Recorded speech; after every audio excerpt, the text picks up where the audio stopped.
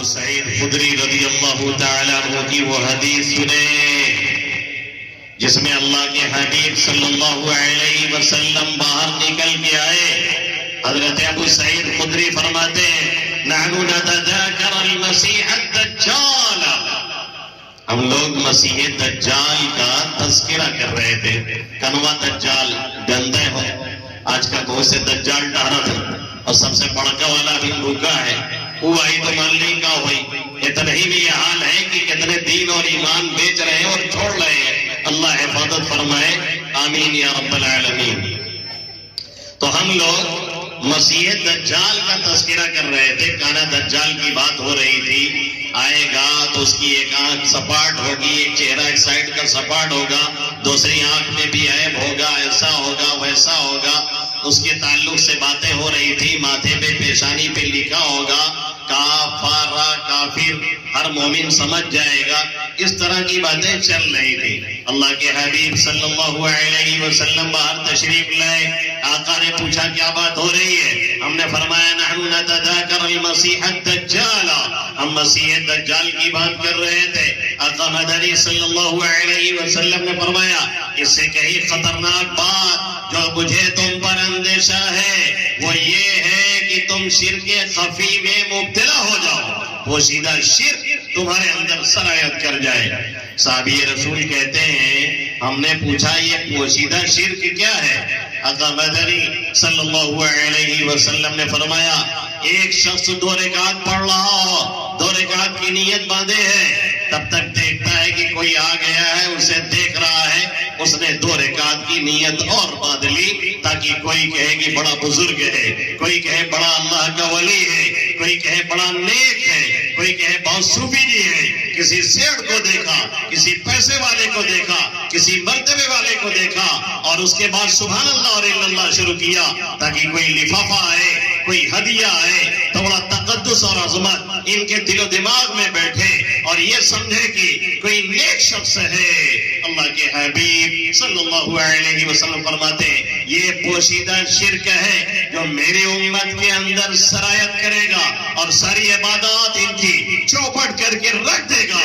یہ حال ہمارا اور آپ کا ہے آج کے اس دور میں.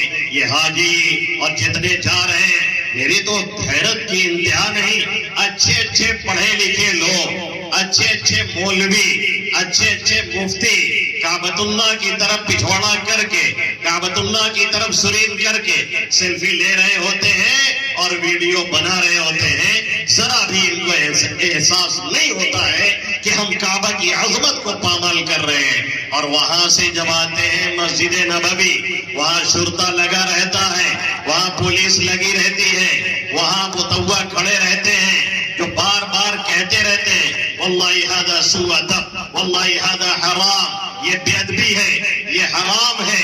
اللہ کے حبیب صلی اللہ علیہ وسلم کے چہرے کی طرف اپنی پشت کرنا یہ بے ادبی ہے. قرآن تو کہہ رہا ہے، قرآن تو کہہ رہا ہے لا ترفعوا اصواتكم فوق صوت النبي ولا تجهروا له بالقول كجهر بعضكم لبعض ان تحبط اعمالكم وانتم لا تشعرون.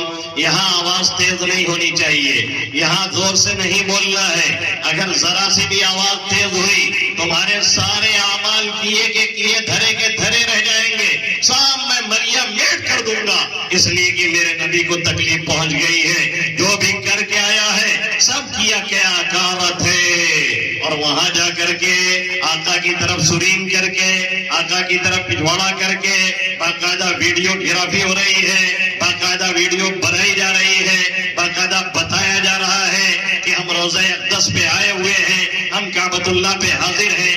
ضرور 2-4 بنا لینا چاہیے تاکہ قبر میں جب فرشتے پیٹ لے کر کے آئے تب ان کو ثبوت دکھایا جائے کہ ہم حج کرنے گئے تھے، یہ ہمارے پاس ریکارڈ موجود ہے. اس لیے بنا لیا کریں. حد کر دی ہے ہم نے اور آپ نے ریاکاری کی، حد کر دی ہم نے اور آپ نے دکھلاوے کی، حد کر دی ہم نے اور آپ نے شرک خفی کی. اللہ کے حبیب صلی اللہ علیہ وسلم نے جس چیز کے بارے میں اندیشہ ظاہر کیا تھا اس زمانے میں وہ چیز ہمارے اور آپ کے اندر کھل کر کے آ چکی ہے. تو کوئی حج کرنے جاتا ہے ہم میں سے 25-50 پہنچانے جاتے ہیں، اور جب لوٹ کے آتا ہے تو سینکڑوں لوگ استقبال کرتے ہیں. کوئی گلے میں ہاتھ ڈال رہا ہے، کوئی معانقہ ایک بار کے بجائے 3 بار کر رہا ہے، کوئی ہاتھ چوم رہا ہے، کوئی پیشانی چوم رہا ہے. کیوں؟ اس لیے کہ وہ کعبۃ اللہ کا دیدار کر کے آیا ہوا ہے.